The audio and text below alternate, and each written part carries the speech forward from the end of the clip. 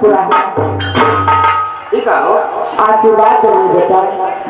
ये तो है ये पूरा सेवा समाज के ये धुआं देवे लगे जैसा तुहार लेनी बचवा वैसे ना हमार देनी हुई। हां तो ठीक है पा लगी खुश रहा। अब आइए हो बचवा ऐसे नहीं कहते हैं, कम से कम शुद्ध बोला करो, कब आए हैं, कैसे आ रहे हैं, ये सब पूछा जाता है बचवा। कब आए हैं, कैसे आ रहे हैं। सचमुच पागल लग रहा है। जा अपने महाराज से कह रही किस रात हमारे पास में बुलाया। हाँ महाराज बाबा हो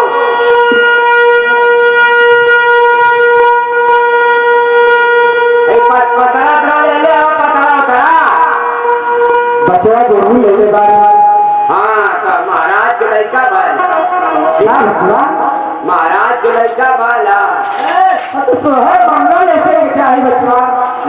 मैं बाबा सोहर बहुत चाप करेगा खा बचवा कसम से जाने लगा सुनाई बचवा तुम महाराज से कुछ दक्षिणा दे के सुना दक्षिणा महाराज कितना ना हो अच्छा सुनाओ दे पंचो सोहर गुंजा करी कहा जुगा जुगा मुए सरलाना भावना में आगला तलालना जल्दी देगा अब बाप के कफाना महालिया में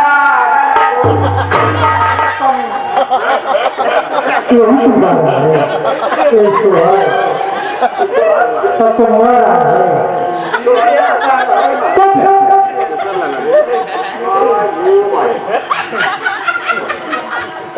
चलो ठीक है महाराज हम सही वाला गाय बको भाई ना ये बाबा कैसे नहीं होगा ये हो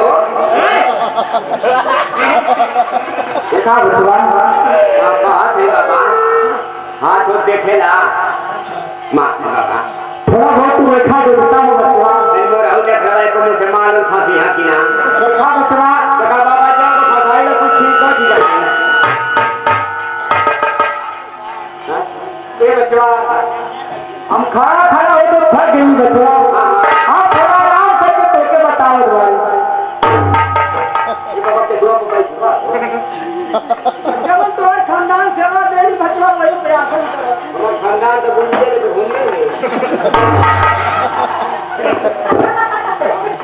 परिवार के बहुत कमी हुई वही जब प्रयोग करा बचवा।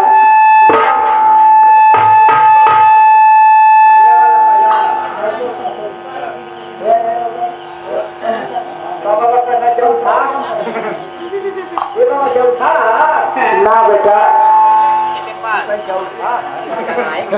आओ बचवा तू अपन हाथ का रेखा देखे कतरला ना बचवा तब दूर रहा बचवा तू हमारा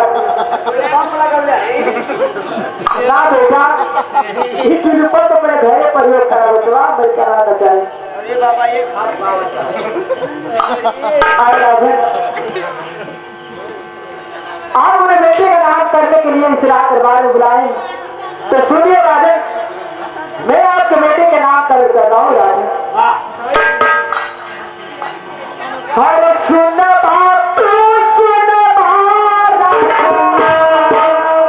हमारी बात